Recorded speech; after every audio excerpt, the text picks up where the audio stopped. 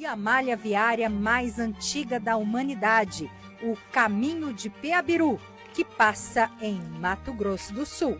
Você sabia que nós temos aqui no estado a mais antiga rota viária da humanidade? Pois é, o Caminho de Peabiru passa por Mato Grosso do Sul. Esse caminho, o Caminho dos Índios, que liga todo o continente do Pacífico até o Atlântico, passa na cidade de Zigurates e está sendo revitalizado. E nós fomos até lá para conhecer.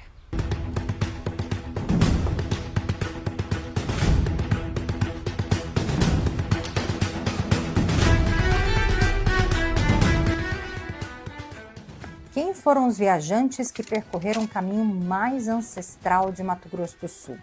Até onde as estradas de Peabiru estão interligadas com o resto do mundo? E quem teria construído esta malha viária? Por qual motivo? O grupo sai mais uma vez a campo. A pesquisa tem mais de 20 anos, mas só agora ganhou maior proporção. A equipe de pesquisadores, denominada Dáquila, que significa Buscadores de Si Mesmo, uma associação que nasceu em Zigurates, a cidade que fica no topo da Serra de Maracaju e atrai pessoas do mundo inteiro em busca de respostas existenciais, saúde e qualidade de vida. Aqui, dentro do laboratório, a pesquisa sobre as influências da anomalia do Atlântico Sul, que está sobre o Brasil e traz impactos de radiação no campo eletromagnético da Terra e também reflexos para o físico e emocional das pessoas. Bioenergético, esse campo aqui é bioenergético, são forças elétricas e magnéticas que podem ser afetadas, e isso está dentro de você, assim como está dentro do planeta. Só que no planeta é uma outra fonte, é uma outra forma que essa energia é criada. A nossa é biológica, no planeta é química, lá tem uma outra formação dessa energia toda. Turistas também vêm conhecer o Caminho de Peabiru, que passa pela cidade de Zigurates. A equipe formada por geógrafos e arqueologistas e o Irandir Fernandes, presidente do grupo, refazem o caminho que existe em Rochedo, Mato Grosso do Sul. E é também o mesmo caminho que está em outras partes do mundo. E eles mostram com exclusividade para a nossa equipe.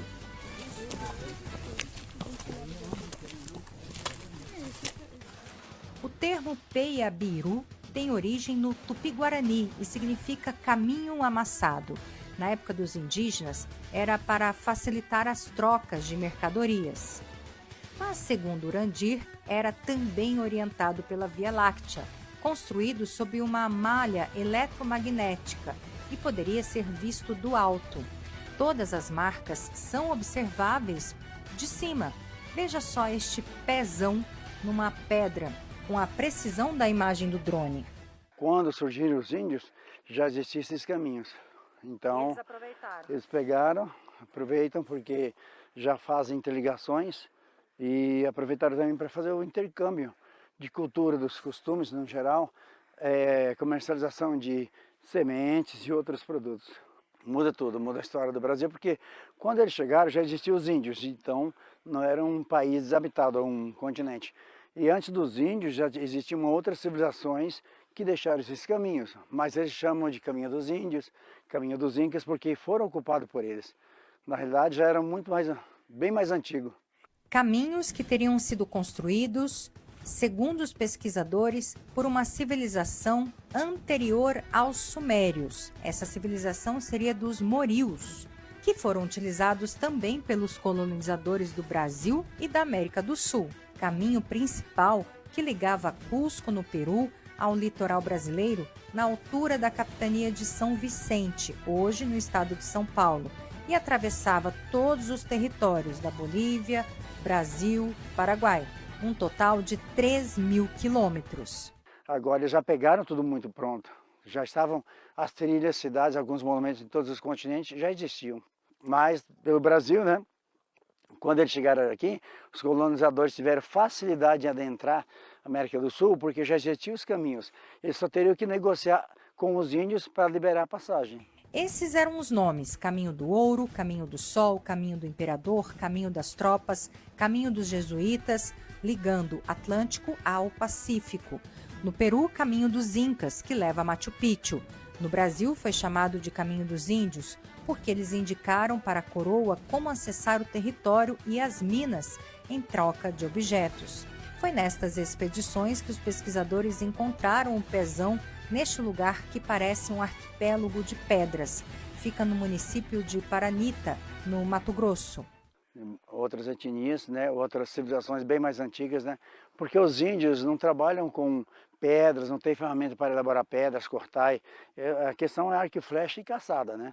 Então eles já chegaram a ocupar o território que já existia. Por exemplo, as pirâmides, os monumentos, escalonados ou não, são de civilizações anteriores aos índios. Os índios vieram da época do primeiro dilúvio.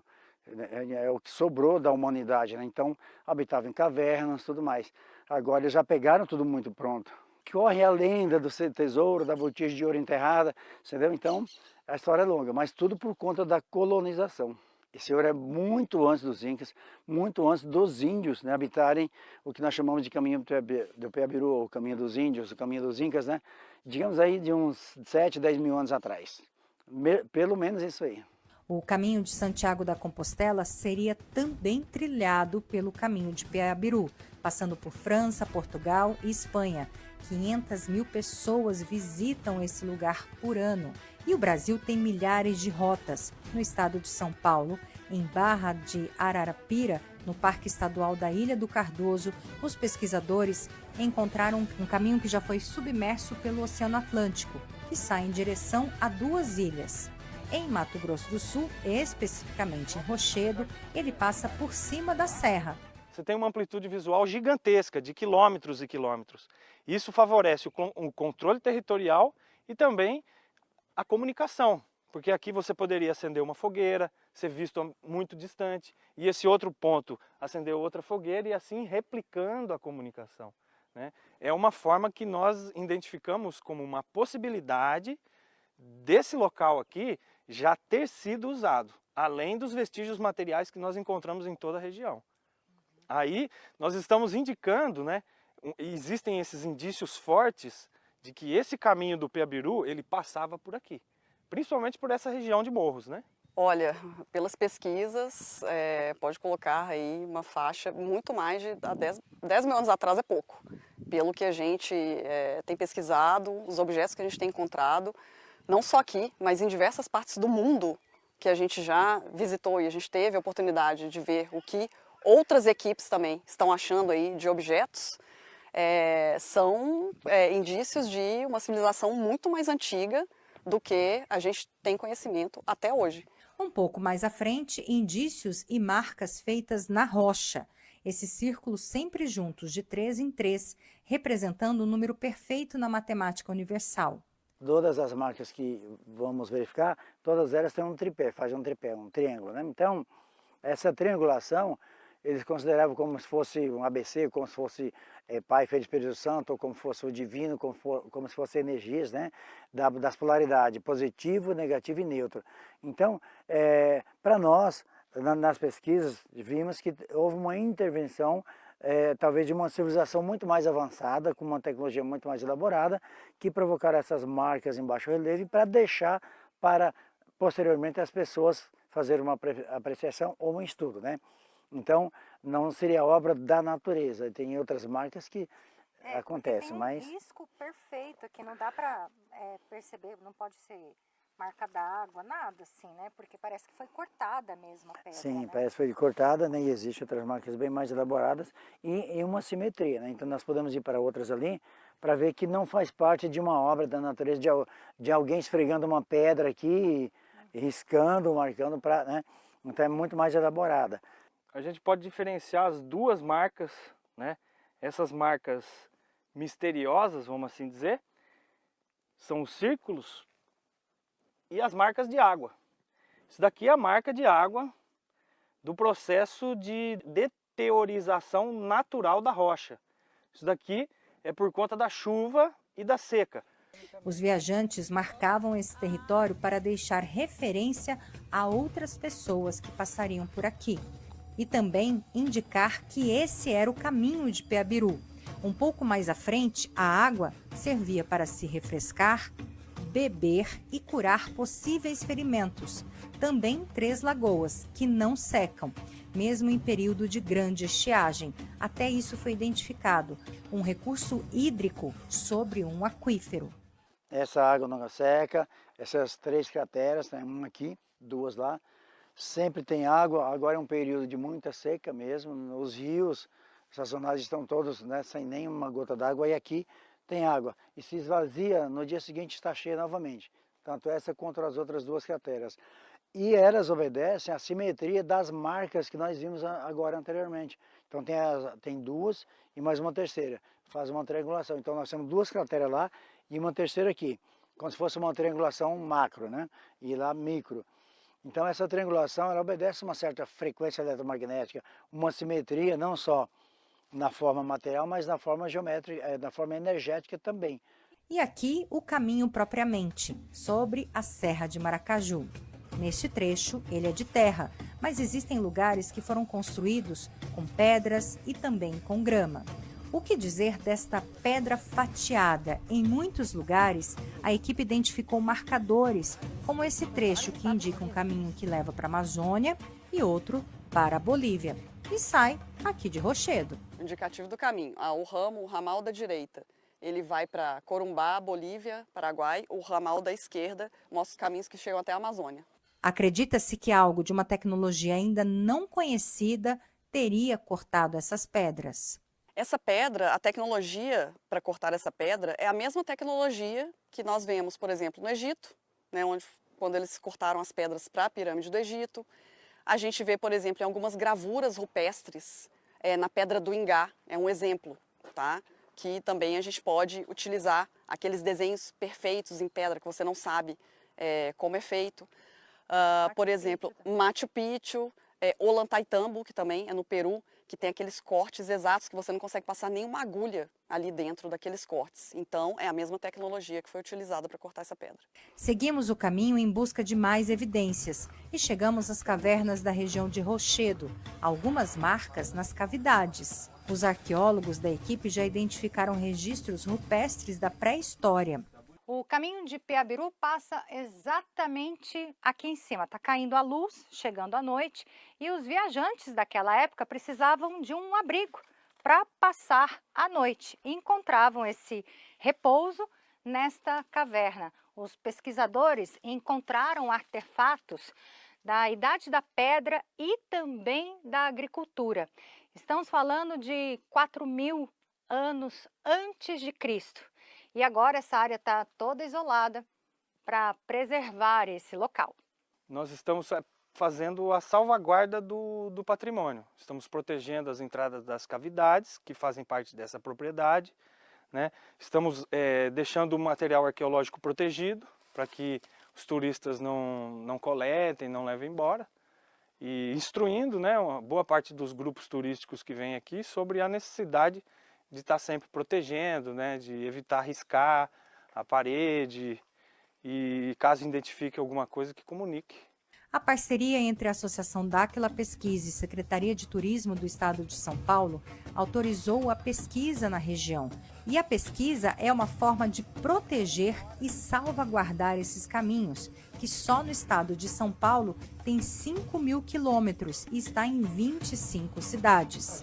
Um drone de última geração de tecnologia americana avaliado em R$500 milhão consegue com exatidão identificar as modificações nas rochas sem desmatar a vegetação.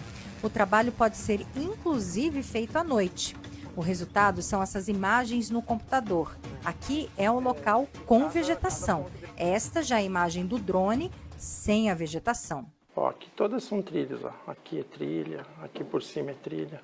Se nós fôssemos procurar esses padrões aqui sem a tecnologia, a gente poderia demorar uma vida inteira, talvez a gente não conseguisse nem achar esses padrões.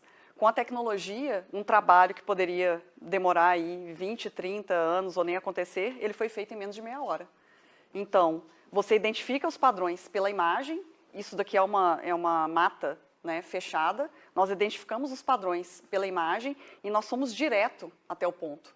Em menos de meia hora, os 4 sítios já estavam localizados e registrados. Nesta mesa está o resultado de mais de 20 anos de pesquisa.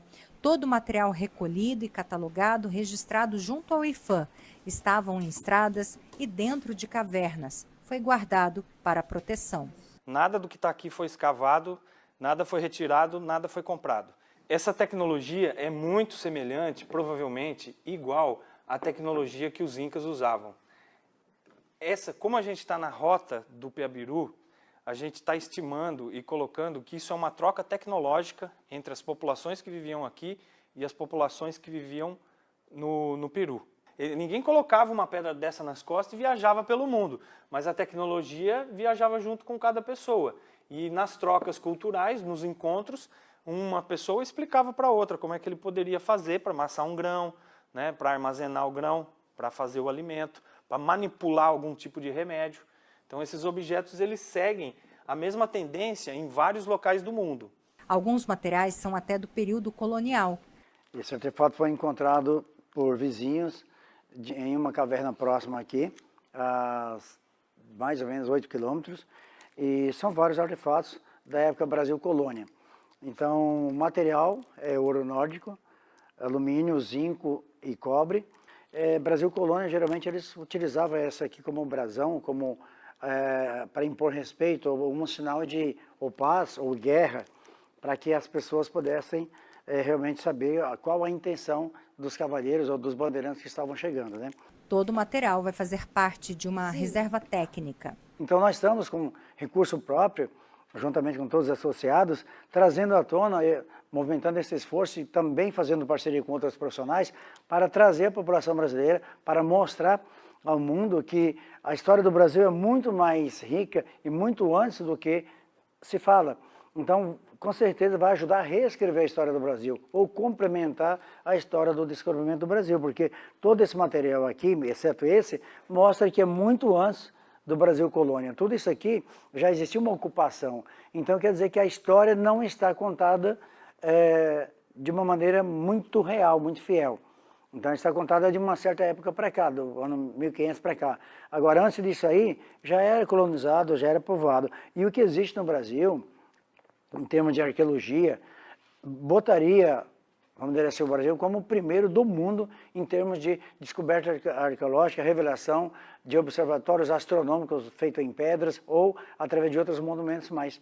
Então, tudo isso não fica perdido, porque a maioria está sendo soterrado, está sendo levado embora do Brasil por outras instituições não nacionais e acaba que toda a riqueza ficando em mãos de pessoas que não são brasileiras, né?